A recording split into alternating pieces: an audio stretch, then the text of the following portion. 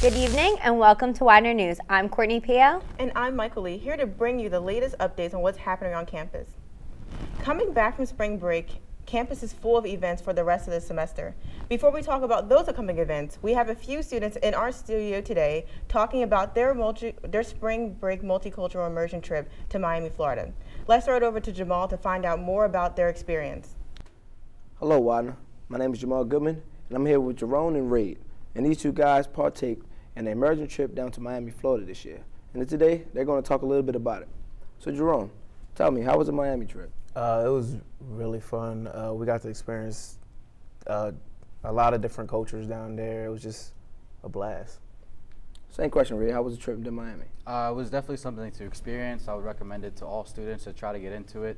It was definitely that money that you pay for it is definitely worth it at the end of the day. So I definitely would recommend it to everybody. Okay, so if you guys can say what was your, basically the favorite point, in the trip, what was your favorite event or anything, what probably would it be? There was multiple events that was pretty fun and emotional at the same time. My favorite part was going to the GATE program. So it's pretty much teenage offenders get help and learn responsibility through this program and later become mentors to teach other younger children. Right, so would that be a non-profit organization? Yeah, it was also a non-profit organization. Were there any organizations that you guys ran across that, basically guided you guys through the trip? Yeah, DOOR is our non-profit Christian organization that set us up with multiple other organizations to help them out. Okay, cool. What about you, Ray? Did you? My favorite part was an organization called Branches, and they were a nonprofit after-school program for children, and I love kids. I love getting involved. And these were students that didn't have support at their house to help them with their homework, or their parents were working, they couldn't be home to take care of them. So I did enjoy getting along with the kids. And I had this kid named Fahim, and he was kind of like me when I was young. I couldn't really focus on my homework and stuff. So it was really cool to give back to someone and really just help out for the day. Yeah, I see him being like all of us young men, not focusing on homework. Yeah. So tell me a little bit why people should, basically do an immersion trip. Why should people spend money to go out and do other things in other cultures and stuff like that? Well, first off, you only experience your culture and the things around you. So right. To go somewhere different that you're not used to and to try different foods and things and to meet different people is an experience in itself. So right. I would definitely recommend it to future students. I understand. I would say that people need to step out of their comfort zone, and this is something that you can really get into, to step out of your comfort zone. It really gets you involved, as Jerome said. You get to try new foods that you might not be able to try here. You immerse yourself in a culture that you really can't get along with here.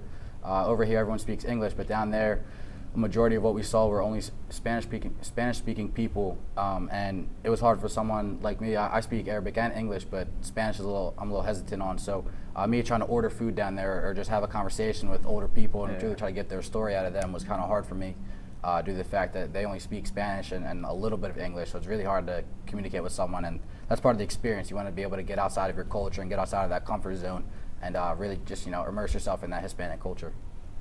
All right, so enough of the serious questions. Let's get down to business with the more, questions. How were the environment as far as, I know Miami is sexy and it's incorporated. How was that life? Did you guys get to experience that in any way? Yeah, we did actually. The last day on our trip, we got to experience what South Beach was really like. So we went out. We had the whole day to ourselves. We went to the beach. We went out on Lincoln Drive. We went to South Beach and explored the clubs and the night scene, pretty much the thing that everybody sees on TV. So that was a good experience because we don't get to see that on our normal days. So that was fun. I definitely agree with that. Throughout every other day prior to that, we were in Little Havana and Little Haiti, and we didn't really get to see the televised Miami. But you really got to really see what people see on TV down in Miami. On that very last day, you saw the South Beach scene, you saw all the girls, all the guys, all the shows. There was someone outside of a restaurant breakdancing just for fun, just for profit, and he actually was from New York. So I mean, it's pretty cool. You get to see that television scene, but at the same time, this trip was really about getting to see what Miami is really like, because everyone has this false image of it being only what they see on TV. So this trip really opened my eyes to the fact that Miami isn't just that club scene or that night scene or that beach. It's really a lot more than just that. Right. So I'm definitely saying that you guys would recommend this to anybody if somebody was interested. Yeah, of course. Of course. Yeah, definitely. All right. Well, once again, Widener, my name is Jamal Goodman, and of course, this is Jerome and Raid, and thank you for listening to us. Be sure to find your way to the Widener campus cruiser website, look for the trip, and sign yourself up. Have a good day, Widener. See you guys. Thanks, Jamal, and thank you, Jerome and Raid, for joining us today. Now let's go to some of those events happening around campus. Looking for something to do this weekend? This Friday, the Wellness Center is hosting a Glow Bowling event at McDade Bowl. Starting at 9:15, free transportation will be provided for students at the Wellness Center and will run every hour. The first 75 people will bowl for free, and anyone after that will pay $5 to bowl. Will you be the next bowling intramural champ? Come join the Wellness Center's Glow Bowl event and find out. In other campus news, looking for a new way to give back to the community? April 5th from 9 a.m. to noon, Widener University will be participating in the campus's 4th annual Day of Giving Back. Students from the campus will be gardening, mulching, painting, and other tasks to help clean up Elwyn's main campus. Transportation will leave from Widener's main campus starting at 8 a.m. and lasting until 8:40 a.m. Sign up to volunteer today and help make a difference in the community. To register or for more information, contact Continuing Studies Office. After community service fundraising opportunity Widener has every year is Northern Star Sports Annual Pride Run event. Northern Star Sports is a great after-school program that aims to teach character objectives to children, such as teamwork and responsibility. Last Friday, the students at Widener got together with children in the NSS after-school program at Stetzer Elementary School to learn sports and play around with Widener's varsity sports players.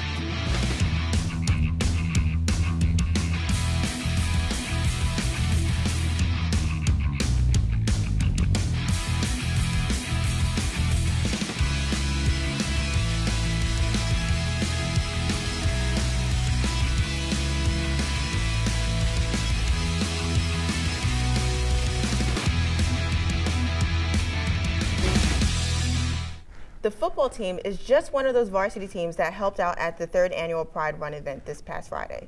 In the studio today, we have the assistant coach of the football team, Fred Baxter. Hey, Widener, we're back again, and I'm here with Fred Baxter. Everybody knows him as Coach Baxter. And today we're going to talk a little bit with Coach Baxter about his role on campus and a little bit about himself as a person. So, Coach Baxter, tell us a little bit about yourself.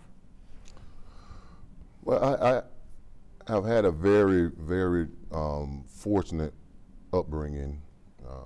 I'm from Alabama, and I received a full scholarship to go to Auburn University, where I played football and baseball.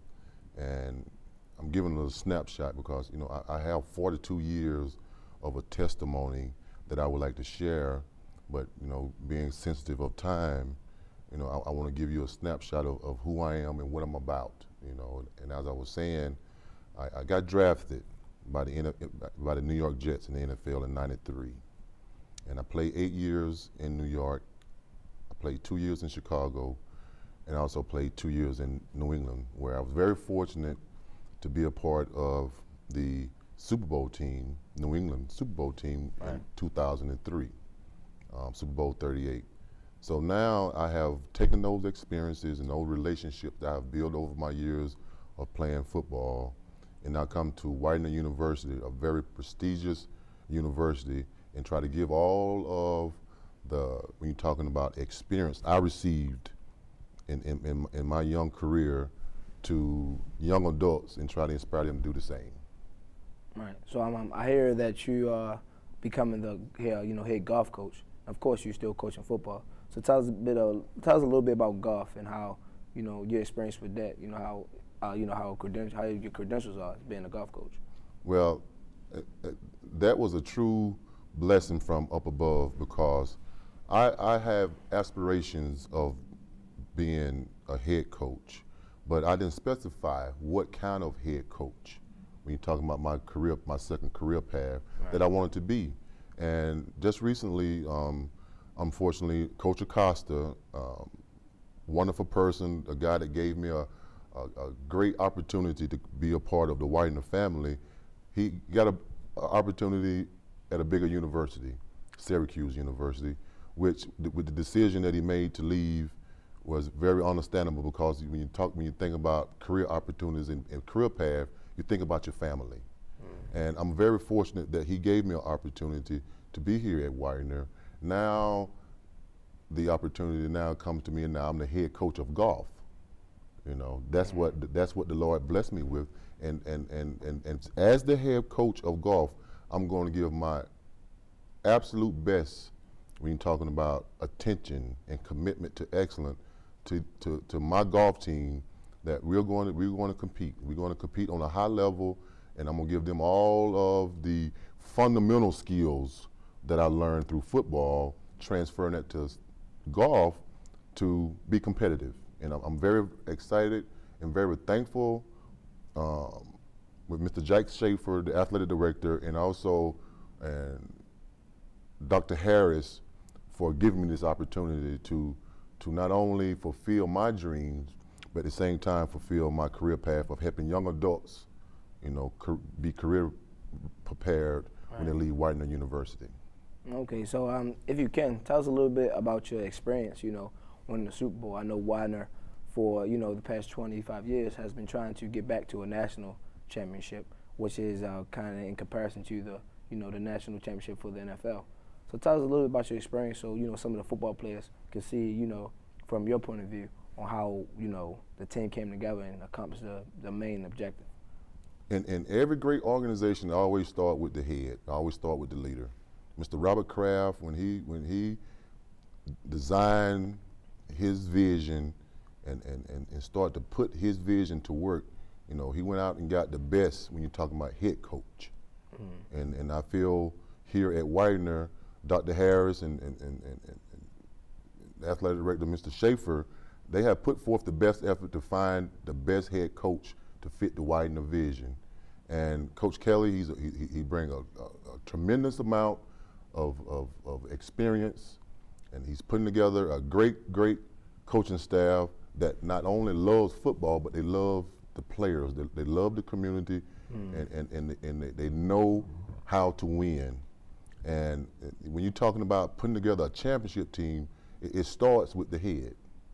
And then the most important part of that championship team is the camaraderie and the love that each and every person in that department have for each other. And that was one, when you're talking about aspect of the Super Bowl team that I absolutely just embraced, was the love that we had for one another, the love for our families, the love for the universities, the love for the commitment to excellence. We all went about our business in a professional manner. Right. Now you are building a championship team. Now you are building a team that's going to be on one accord, that's going to fight to the end, and at the same time we're going to accomplish our goal. We're going to take care of our responsibilities. Now when we talk about take care of your responsibilities, we're talking about on the field and off the field. There's no distractions. There can't be any distractions. It has to be that we're going to be accountable for all of our actions. Right. When you're talking about building a championship team. And the leaders step up. Right. And we had some great leaders, and I don't have to call names. We already know when you think about the Patriots who are the leaders. Gotcha. And that's a recipe, and that's when you're talking about a summarized recipe, but those are the key ingredients of having a championship team. The leadership and the love for one another, it speaks volume in being successful and being a champion. All right. Well, I want to thank Coach Baxter for coming out and, you know, give us some of his insight and his great wisdom that he can offer to Widener University. My name is Jamal Goodman. Have a good day, Widener. Roll Pride. Not only is Fred Baxter an assistant football coach, he is also the head coach for Widener's golf team. That is a lot of responsibility that Fred Baxter enjoys taking on Widener's campus. And speaking of responsibilities, the end of the semester is quickly approaching. And for seniors, the thought of graduating is an overwhelming feeling. Are you one of those seniors that are nervous about life after graduation? Well, Widener has an event for you. Tuesday, April 8th, Widener Career Services, along with Liberty Mutual Bank and TD Bank, will have a Backpack for Briefcase event to prepare seniors for life after graduation. From 4 to 6 p.m. in Latham Hall, students will learn information about graduate school, credit and loans, Widener alumni engagement, and how to network with people using LinkedIn. RSVP soon by visiting Career Services website. Any questions? Contact Career Services. Don't wait any longer. RSVP today and learn more about your future. Ever had relationship issues and had no idea what to do? Well, we have the solution for you. Every week, Widener's own guru will share his own advice on dating. Let's go over to the guru to see what he has for you today.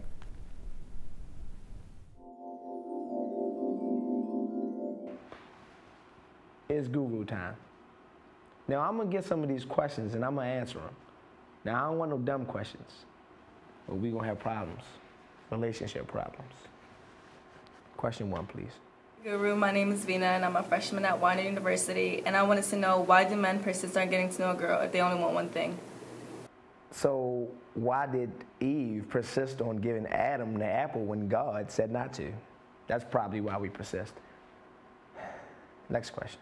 My name's Jack, and I have a question for the guru. My question is, if I tell my girlfriend that I'm going to call her back, but I don't, what kind of excuse should I give? Okay, all right. So you got into a car accident, right? And half your body was obliterated in the car accident.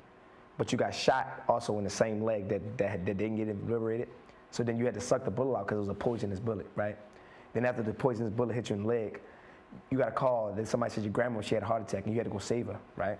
But she wasn't actually at the hospital. She was actually at the club called the heart attack. You know, she's a wild thing, you know? And then that all happened within 5 minutes. So you couldn't call your girlfriend back at the time. So that's what you can say. Pretty perfect. Works every time. Jessica, I'm a sophomore nursing student at Widener University.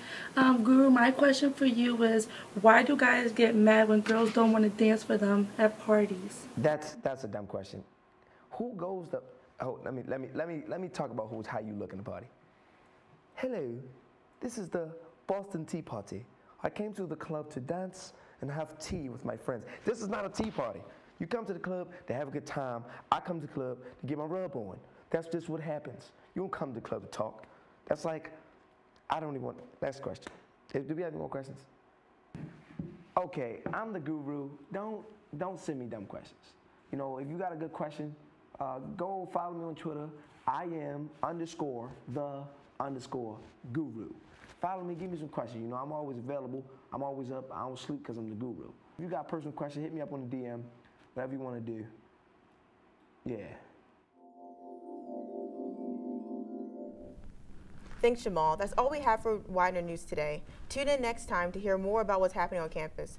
For all of us here at Widener News, I'm Michael Lee. And I'm Courtney Pugh. Have a great night, Widener.